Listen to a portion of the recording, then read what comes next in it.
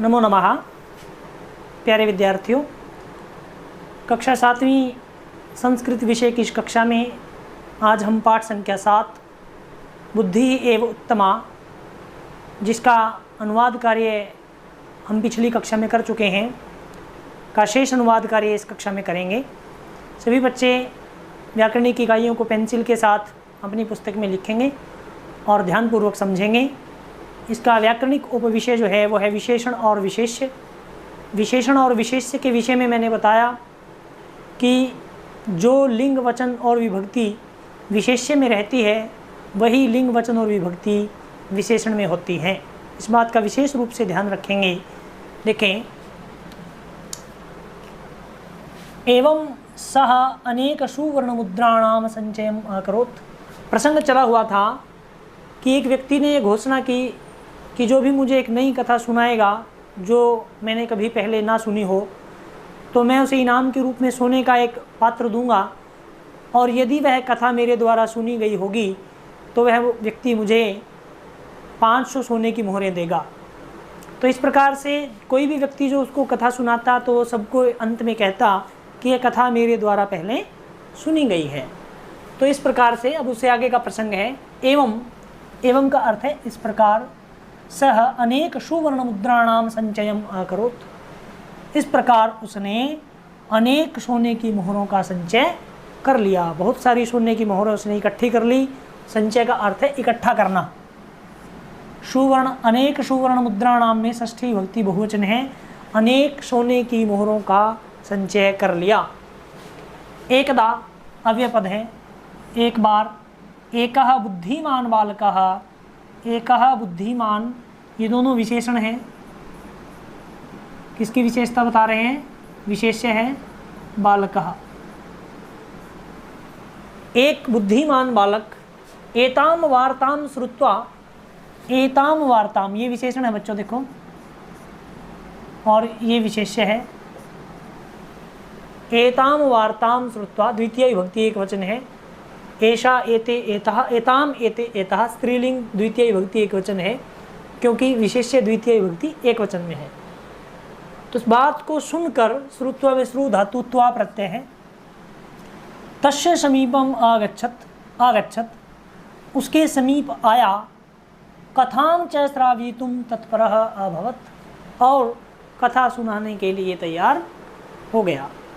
कि एक बुद्धिमान बालक एक बार यह बात सुनकर के उसके पास आया और कथा सुनाने के लिए तैयार हो गया। श्रावयितुं में तुमुन प्रत्यय है। तत्परः का अर्थ है तैयार। च अव्ययपद है। चतुरः नरः तम अवदत्, ये विशेषण है और ये विशेष्य है। चतुर व्यक्ति ने तम अवदत्, उसको कहा, किम भवान जानाति, भवान का अर्थ है आप, क्या आप जानते हैं, यत यदि कथा मया पूर्वश्रुता भविष्यति तदा भवान मह्यम 500 सुवर्ण मुद्राः दास्यति। उसने कहा, उस व्यक्ति ने, चतुर व्यक्ति ने उस बालक को, कि क्या आप जानते हैं, यत कि यदि कथा मया पूर्वश्रुता, कि यदि कथा मेरे द्वारा, तृतीय विभक्ति एक वचन है, यदि मेरे द्वारा पूर्वश्रुता भविष्यति, पहले से ही सुनी गई होगी, तदा तब, ये अव्ययपद है, भवान मह्यम 500 सुवर्ण मुद्राः दास्यति, तो आप मह्यम मुझको, चतुर्थी विभक्ति एक वचन, 500 सुवर्ण मुद्राः दास्यति, 500 सोने की मोहरें देंगे। कि यदि वो कथा मेरे द्वारा पहले से सुनी गई होगी तो आप मुझे 500 सोने की मोहरें देंगे। बालः अवदत्, बालक ने कहा, आम, हाँ, अहम जानामि, मैं जानता हूँ कि आपने जो घोषणा की है वो मैंने सुनी है, मैं उसके विषय में जानता हूँ।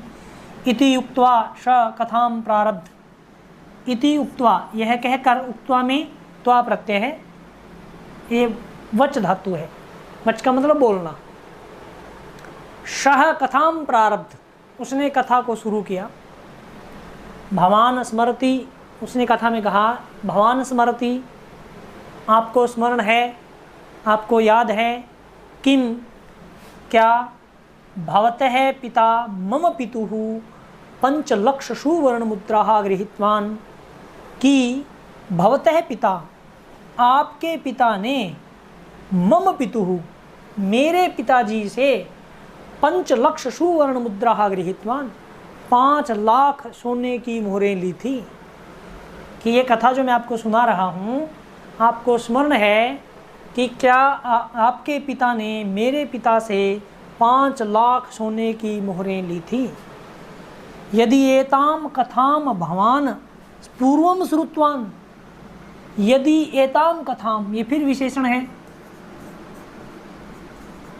ये विशेष्य है कि यदि यह कथा भवान पूर्वम श्रुतवान, आपने पहले सुनी हो, तरही अव्यपद है, तो 5 लक्ष सुवर्ण मुद्रा 5 लाख सोने की मोहरें मह्यम ददातु, मुझे दे दो।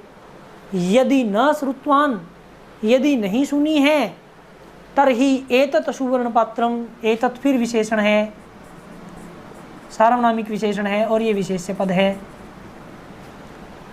यदि नहीं सुनी है तो एतत् सुवर्ण पात्रम मह्यम ददातु, तो ये सोने का पात्र मुझे दे दो।